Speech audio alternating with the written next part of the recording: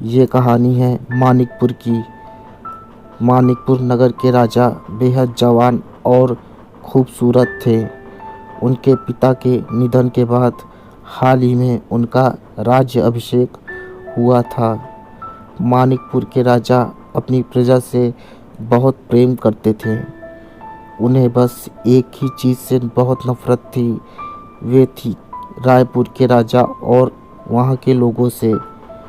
कभी रायपुर और मानिकपुर की प्रजा और दोनों राजाओं में मित्रता का संबंध हुआ करता था, किंतु धीरे धीरे मित्रता कब शत्रुता में बदल गई किसी को पता ही नहीं चला।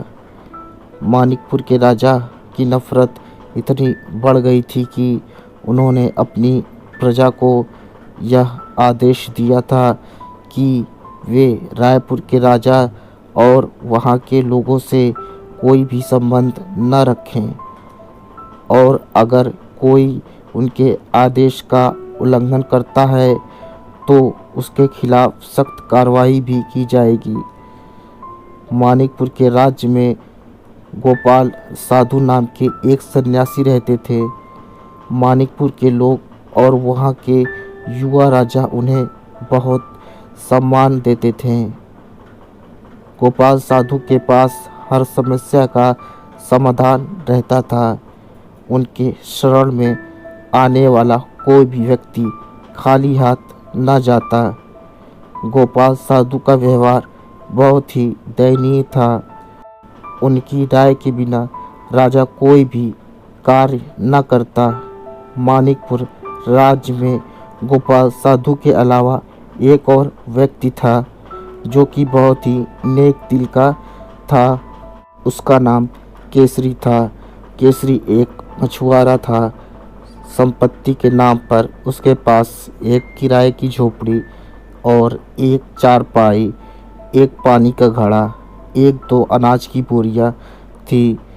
केसरी किसी तरह अपना और अपनी पत्नी का पेट पालता था। गोपाल साधु केसरी को बहुत मानते थे। केसरी भी गोपाल साधु को अपने गुरु के रूप में देखता था। केसरी में एक गुण यह भी थी कि उसके दरवाजे पर कोई भी व्यक्ति आकर पानी पीने को मांगता तो वह उसे अवश्य ही पानी पिलाता, फिर चाहे वे केसरी का शत्रु ही क्यों न हो। इस तरह वह लोगों की निस्वार्थ होकर सेवा भी करता। एक बार की बात है, रात में केसरी अपने घर की ओर वापस लौट रहा था कि उसे एक व्यक्ति दिखाई दिया।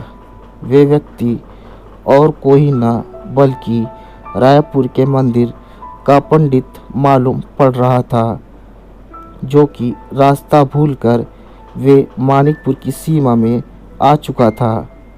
पंडित को देखकर केसरी उसे पहचान गया। पंडित केसरी के पास आया और उसने कहा कि भाई, ये रायपुर का रास्ता कहाँ से मिलेगा? मैं ज़रा भटक गया हूँ। असल में मैं पास के गांव रायपुर का हूँ। केसरी ने उसे रायपुर का रास्ता बता दिया। तभी वह पंडित केसरी से बोला कि भाई, मुझे बहुत प्यास लगी है, क्या मुझे थोड़ा सा पानी मिल सकता है? पंडित की यह बात को सुन केसरी ने तुरंत उसे पानी पिलाया। पानी पीकर पंडित बहुत खुश हुआ और वह केसरी को धन्यवाद बोलकर अपने घर की ओर चल पड़ा।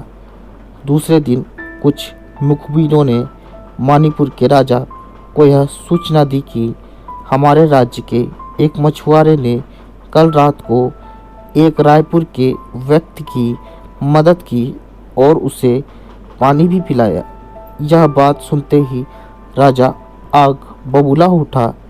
उसने तुरंत केसरी मछुआरे को राजमहल में बुलवाया और उससे पूछा कि क्या कल तुमने रायपुर के किसी व्यक्ति की मदद की और उसे पानी भी पिलाया? केसरी ने विनम्रतापूर्वक से कहा, जी महाराज, वे व्यक्ति बेहद असहाय और बहुत प्यासा था और मेरे पास कोई प्यासा व्यक्ति आता है तो मैं उसे अवश्य पानी पिलाता हूँ। यह बात को सुनकर राजा और भड़क उठा। उसने केसरी मछुआरे को फांसी की सज़ा सुना दी।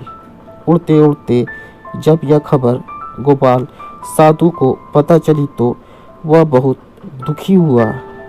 अब गोपाल साधु यह विचार करने लगा कि अब वे कैसे केसरी की जान को बचाए। तभी उसने एक तरकीब सोची।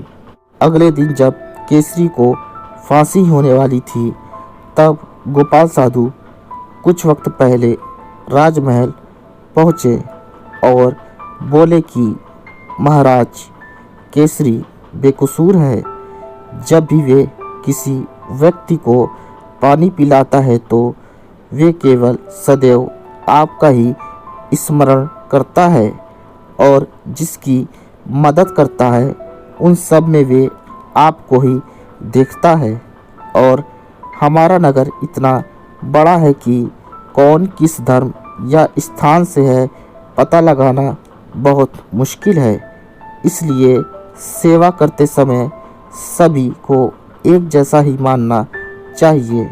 हमें यह याद रखना चाहिए कि सेवा करते समय हमारी दृष्टि सदैव समान रहे। वैसे महाराज क्षमा करें, रायपुर की दुश्मनी का कारण सबसे बड़ी आपकी सोच है। छोटी छोटी बातों में क्रोधित हो जाना यह राजा को शोभित नहीं देती। रायपुर के राजा और वहाँ की प्रजा हमसे मित्रता का भाव रखती है, किंतु आपने ही अपनी सोच के कारण शत्रुता पैदा की। अगर मेरी बात आपको गलत लगे तो आप अवश्य केसरी को फांसी दे दीजिए। गोपाल साधु की बात सुनकर मानिकपुर के युवा राजा की आंखें खुल गईं। उसने तुरंत मछुआरे केसरी की फांसी की सज़ा वापस ली और अपनी गलती सुधार ली। अब मानिकपुर और रायपुर के बीच प्रेम का व्यवहार और भी घनिष्ठ हो गया। शिक्षा: इस कहानी से हमें यह सीख मिलती है कि हमें सदैव मित्रता का भाव ही रखना चाहिए। जब मित्रता से ही काम बन जाए तो शत्रुता रखने से क्या लाभ।